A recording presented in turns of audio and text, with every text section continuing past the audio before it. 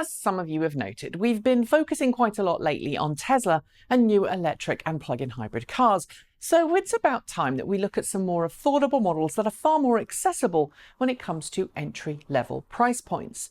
A few weeks ago on this channel, I presented a list of 8 different plug-in cars that you could purchase for under $10,000 or equivalent wherever you live in the world.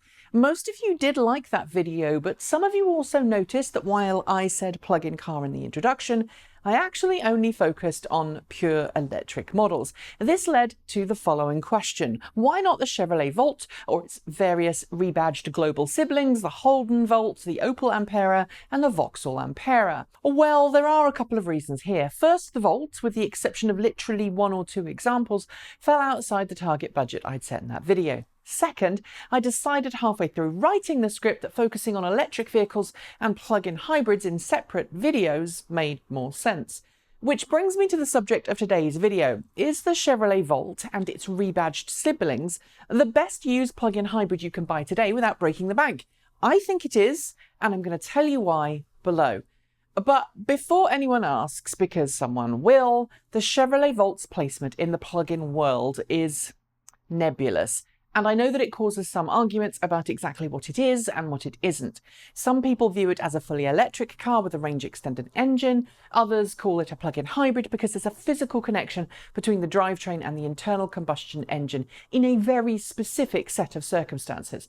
Since it's possible to drive the Volt for hundreds of miles on just the internal combustion engine alone without serious performance degradation, something you can't do with a car like the BMW i3 Rex, which has a tiny, non-mechanically linked, underpowered range-extending engine, I prefer personally to think of the Volt as a plug-in hybrid.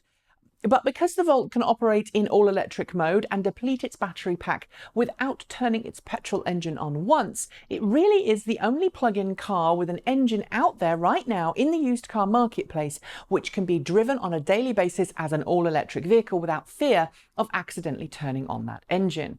And that's a big deal, and I think it's one of the reasons that this is such a great used car. You see, the Ford Fusion Energy and Ford C-Max Energy, both of which are no longer made, but which both do pop up on the used car marketplace from as little as $1,100 in markets where they were originally sold, can be driven in all-electric mode like the Volt. But just like the Toyota Prius plug-in hybrid, I'm talking pre-Prius Prime, Honda Accord plug-in hybrid, and various other small production plug-in hybrid variants of existing hybrid vehicles, these vehicles are extremely tough to drive in everyday traffic without pushing the throttle too much and then accidentally turning on the internal combustion engine. Unless it's really cold outside, your Volt's battery pack is almost empty, or you're driving at the kind of speeds that aren't legal in most of the world, the Volt simply won't turn on its engine under heavy acceleration. There is also the once-in-a-while maintenance cycle that forces the internal combustion engine to run for short periods of time if it hasn't operated for a few weeks to keep everything lubricated, but for the most part, it's an EV and electricity all the way. Unlike some of its competitors too, the location of the first-generation Volt's battery pack, which sits in the middle of the vehicle and sadly is the reason that it's a 4-seater, not a 5-seater, means that the rear low bay area is nice and big. In the Prius plug-in hybrid, Ford plug-in hybrids, and various other plug-in hybrids, the larger battery pack required for plug-in hybrid operation normally eats into your load carrying capability. Of course, if you need a 5-seater, the first-generation Volt might not be your friend, but since most people commute on their own, this could be a great commuter car or second vehicle, even if you have a larger family. And when it comes to handling, the battery pack position and low stance means that the Volt is a decent handler, although I should note it's not as good as it could be on small country lanes in the UK, thanks to its wide stance.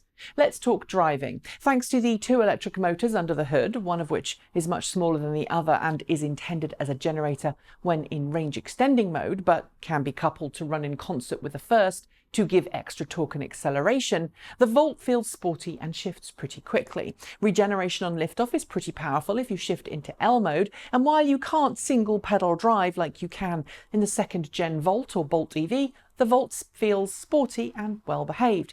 As to range, well, that depends on the age of the Volt and how you drive. But the age isn't important because of battery degradation. It's important because during its 6 years of production, GM slowly increased the capacity of the Volt's battery pack. And because the Volt had an active thermal management system for the batteries and was super conservative with battery management, I've never seen a Volt with battery degradation.